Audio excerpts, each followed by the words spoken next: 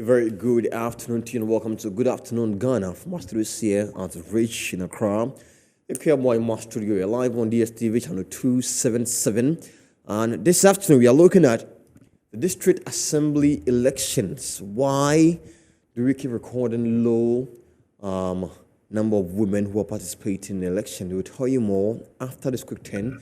Don't go nowhere. When we come back, I'll be telling you who my guest is this afternoon on the show. Stay with us.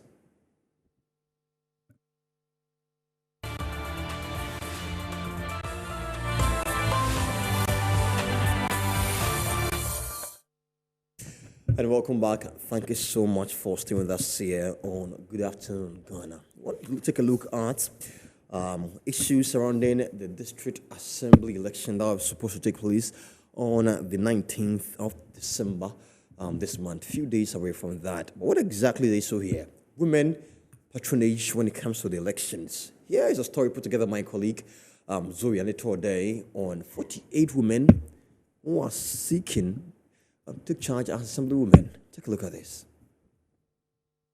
Though the 1992 Constitution of Ghana guarantees women's political rights, there is poor female representation in government and many public spaces. Article 36, Clause 6 of the Constitution states that the state shall take all necessary steps to ensure the full integration of women in the mainstream economic development of Ghana. After the 2016 general elections, Ghana's parliament had 35 women representing 13% of MPs and 240 representing 87% of MPs out of the 275 members of parliament, while the 2020 general elections recorded 40 female MPs representing 14.5% and 235 representing 85.4% male MPs. United Nations Sustainable Goal 5 call for women's full and effective participation and equal opportunities for leadership at all levels of decision-making process. Available information indicates women participation at the district level election has not been encouraging. Electoral Commission statistics showed that in 1988 and 1989, the national average voter turnout at the district level elections was 59.3%. In 1994, it was 29.3%. 1998, 41.6%. In 2002, it was 33.1%. 2006, 39.3%. And 2010, 35.5%, 2015, 30.6%, and in 2019, 33%. So far as you decided to be a leader, there are things, especially women, when you are passed, you can hear somebody saying, I shall. And I know it's part of the work. So I didn't listen to it. What I've been doing is, whatever I have to do to please my people in the community, that is what I've been doing. But how do we increase women participation in politics? For all those people who have been saying all these things about women, these dirty things about women, that they should stop saying all those things. If you are a politician or a leader in a society, it's not wrong to be doing it. I mean, we women have the caring spirit. We have the caring spirit. We have sympathy. Dora and Philomena are contesting for this year's district assembly elections. As females, what really informed their decisions? In my electoral area, actually when I became assemblyman, I promised the people that I would teach some of the ladies something. Indeed, I did it. And look at around, you can see some tables and some things. I've always had the love and desire to do reasonable service for my community. She believes the affirmative action bill will increase women participation. Gender equality is urgently needed in these cases because when you go to parliament, the women are less. When you come to the local government level too, the women are less. Even the MMDCs, everything. As the nation gears up for yet another local assembly elections on Tuesday, December 19th, 2023, the time has come for us again to think about how we can improve women's participation. This requires all stakeholders on board to change the narrative for the better as we work together to achieve the Sustainable Development Goal 5. For Metro News, I am Zoe Anita Ode, Accra. Well, let's take you to Infantimana and tell what exactly is happening there so concerning the district assembly elections. Orichire mu enyama wode rugu akwanso ama mensing abato natumi akoso no opehina oye isi anamusini ewo mensing kropong mu echire se nipa maako oha adu abiesa ene de won krata bae na emu awotwe eye meroma a won aka no so eye mea ochire se meroma beenu yade a wode won dibia atofom ene efe nso mia ne bi nso echire se enya de obetumi akobiem enyina mu no nipa original upper unit committee membership no nso ye maako.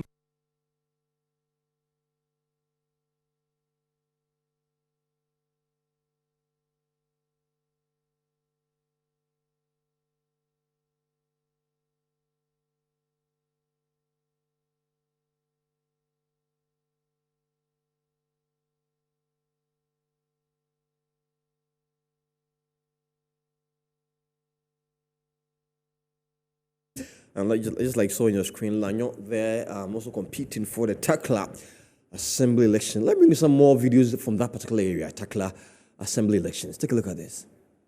Expressed her disregard for the prevalent culture of humiliation and intimidation, especially from men. According to her, many men have represented the community at the assembly level, but there is nothing to show for it. As election day approaches, Lanyo Anna's resilience and determination serve as a testament to the transformative power of community-driven leadership. She says she embodies the spirit of civic responsibility, inviting the electorate to look beyond the familiar faces of the past and embrace the promise of a new era. Anna stands undaunted, propelled by the confidence that her victory will herald a chapter of prosperity for the Takla electoral area. Mausi Kwame and Princess Chogbe, who knows her ability, said they are confident that if given the nod, she will bring significant change to the electoral area. The former assembly member for Bosonto electoral area, Joycelyn Akofa Ochlead, who successfully had 2 teams, reflected on her experience and challenges during her tenure. She strongly argues that women need financial support. Finances is also one, because campaigning is money.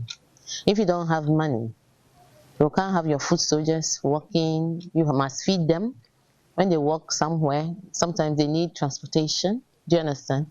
I had campaign managers in my various electoral areas, from the Soweto area to Wotoi area to Mauli Estate area. Do you understand? Each had, the campaign managers had their foot soldiers. So you must be motivating them. You must support them with logistics. And that is real. Do you understand? So if you don't have it, that's basic.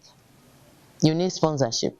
I was not sponsored by any political party. Some were being sponsored by political parties, but I decided to go non-aligned. Though I'm a member, I'm a strong member of one political party, but I did not approach them for help. I just decided to go non-aligned and work for everybody, whether MPP, NDC, CDC, whatever it is. We are at assembly. I'm there to serve. Joycelyn Ochlead believes that the passage of affirmative action would provide women with opportunities to actively participate in politics and urge the Parliament to pass the bill.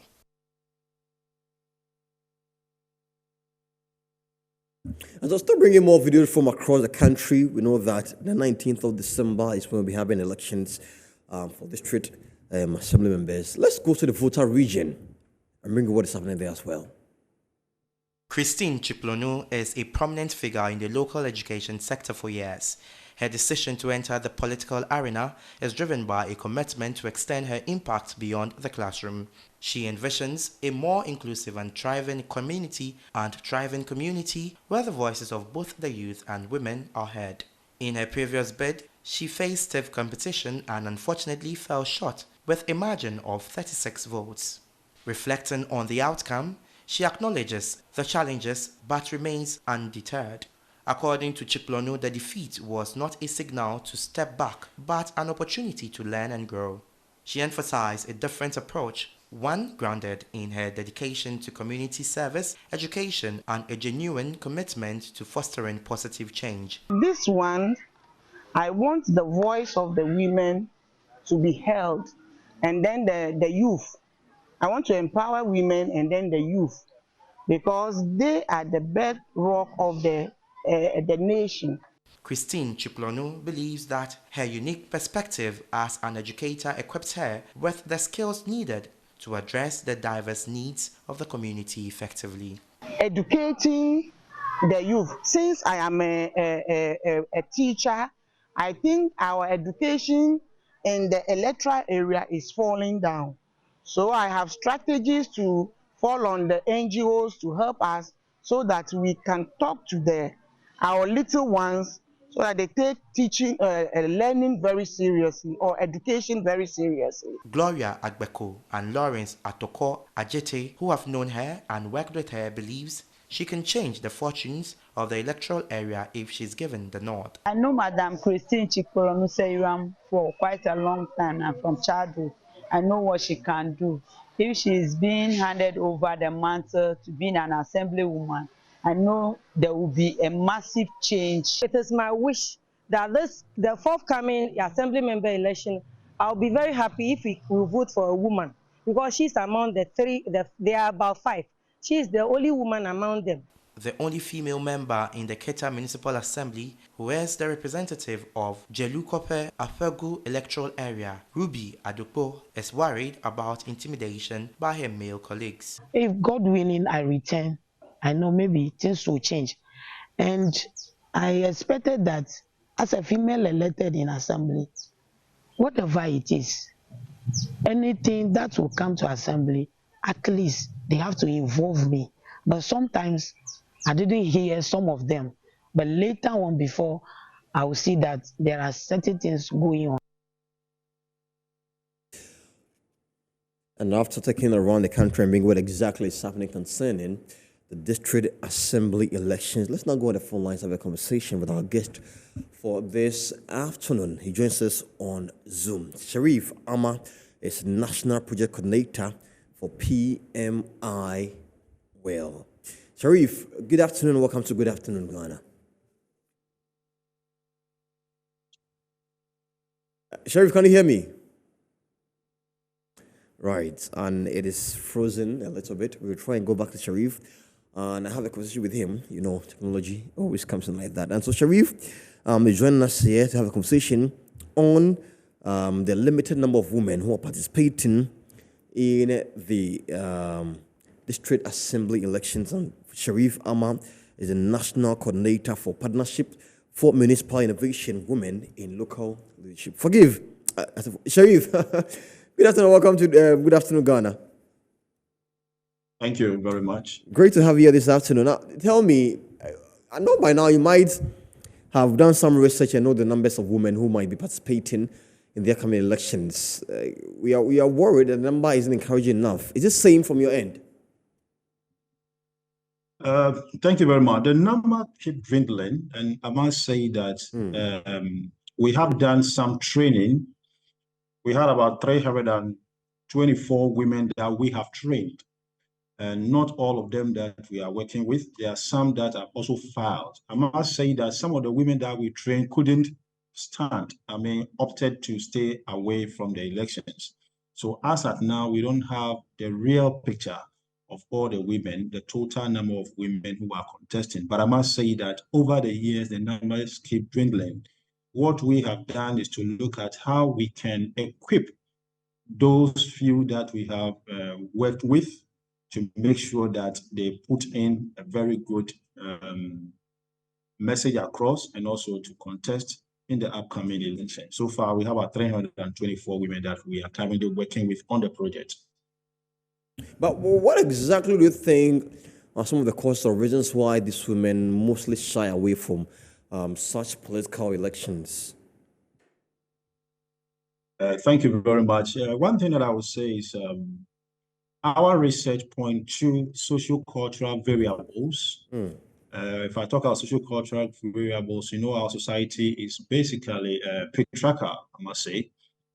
Most often than not, whenever there's opportunity, we give it to the men than the women.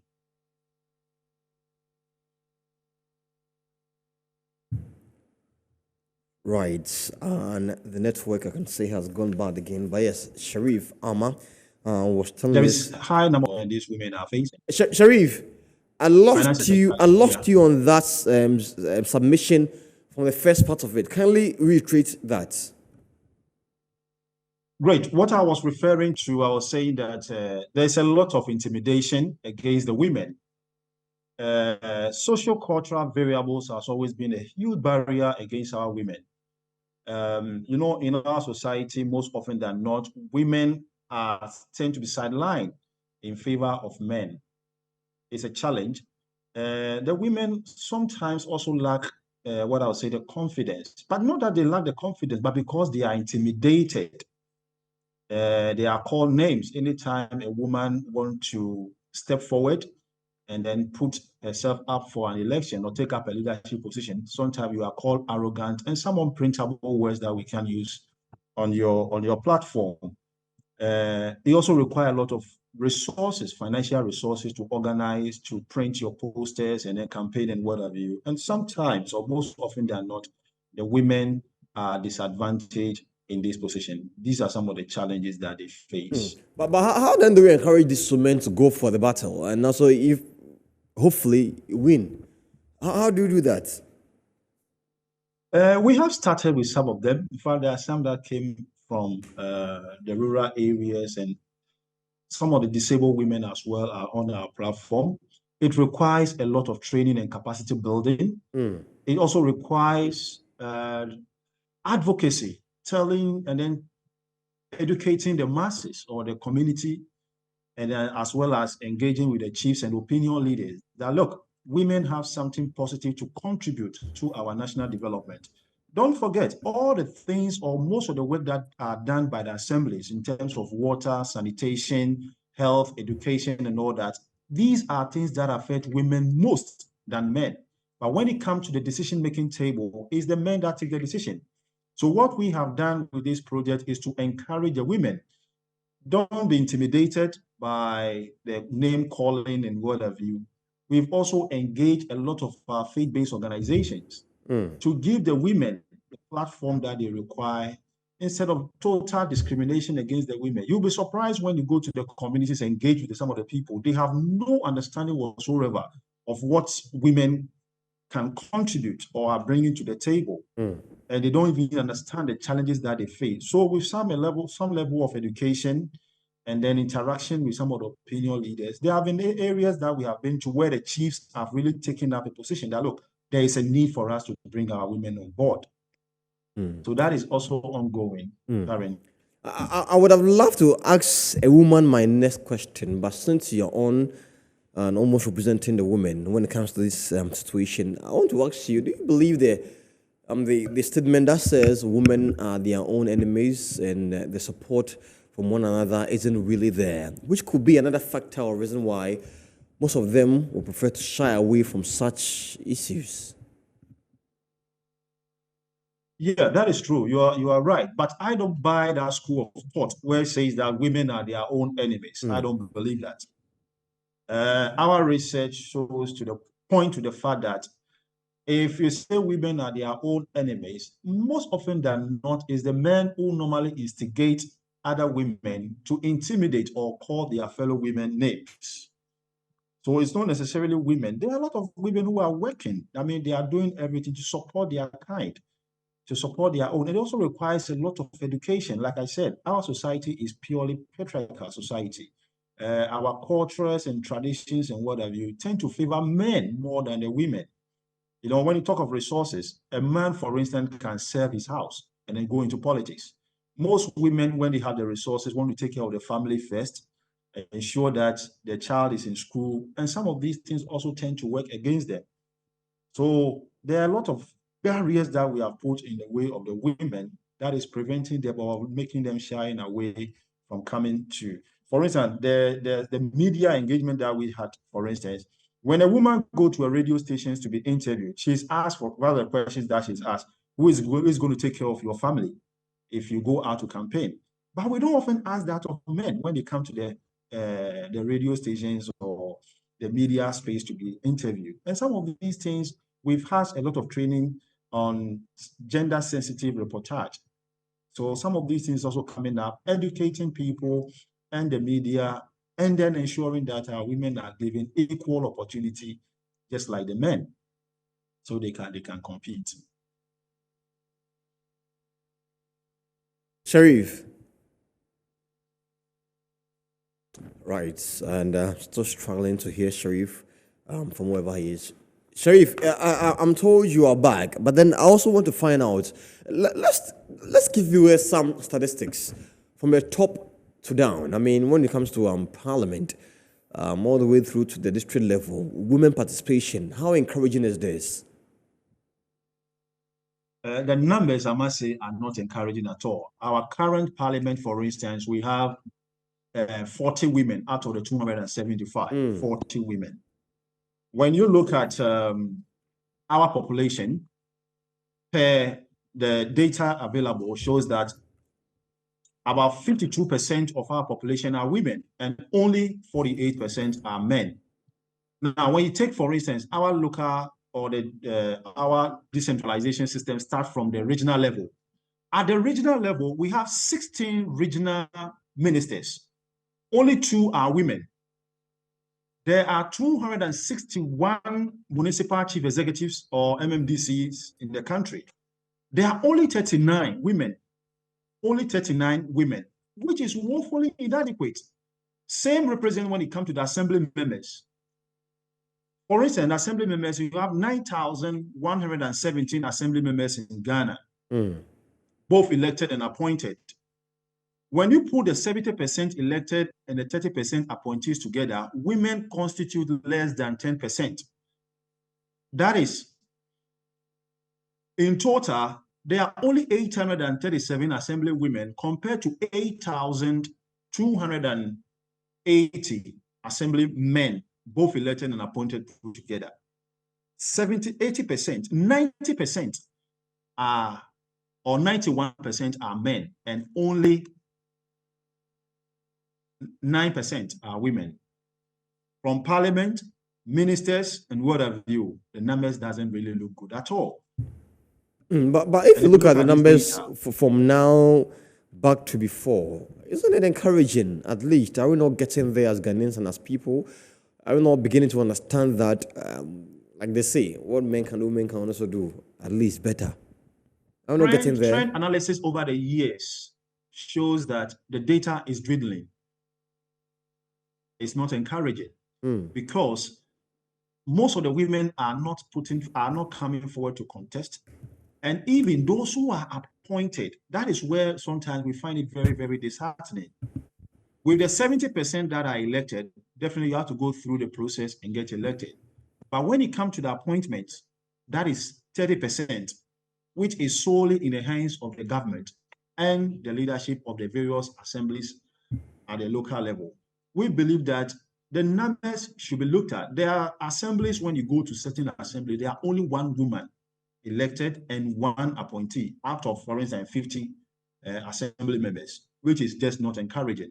So for the elections, they will go through the elections, but it's good when it comes to the appointment. Women, the 30%, at least if half is given to women, that will change the narrative a lot. So trend analysis over the years shows that the numbers are dwindling, and it's just not good enough. I want to find out what LAC's role has been so far in pushing women to contest elections. How exactly is the support like for women and more? But that will be after this very quick turn. So, Sharif, stay with me, not go nowhere. I'll come back to you after this very quick break. And when we come back, we'll be talking about what exactly we have to do as a society, as a people, even the men, roles to play to support women when it comes to taking up such positions. Still with us here on Good Afternoon Ghana. When we come back, the conversation continues. So I did. Welcome back, still live here on Good Afternoon Ghana. And Sharif Amma, the National Project Coordinator for PMI, is back on the line. Still talking to us on Zoom concerning women participation in numbers when it comes to politics here in Ghana. Now, Sharif, thank you for joining us once again. Now, let's talk about the numbers and what you've been doing so far to help the women. Because we, like you mentioned, in as much as the numbers are growing, it's still a worry. What should we be doing as men, as society, and all that? Thank you very much. Now, it requires a multifaceted approach, knowing that the challenges that confront women coming up or taking up leadership position are multifaceted, or they are quite a lot. There is a need for us to change our perception, the negative perception and stereotypical attitudes that we have against women, that women should always be the followers and being led by men. I think it requires us, through our orientation, right from the primary school to secondary school to the university, that we should complement each other and then carry our women through instead of they always being at the back. So there's a need for that orientation and a new perception to be changed. Our cultural practices that are endemic to women participation in their development should also be looked at. That is why, for instance, and this cannot be done without engaging the traditional authorities, the chiefs, the opinion leaders, and whatever you, so that they will encourage people that, look, we are not saying that women should take over and then men sit at the back. We are saying that let's complement each other. Let's carry each other with us. And we know that when women are in position of authority, they perform quite well. They have certain skills, they have certain abilities that will complement whatever the men are doing. So that is what we are. Apart from that, there is also the need for institutional reforms.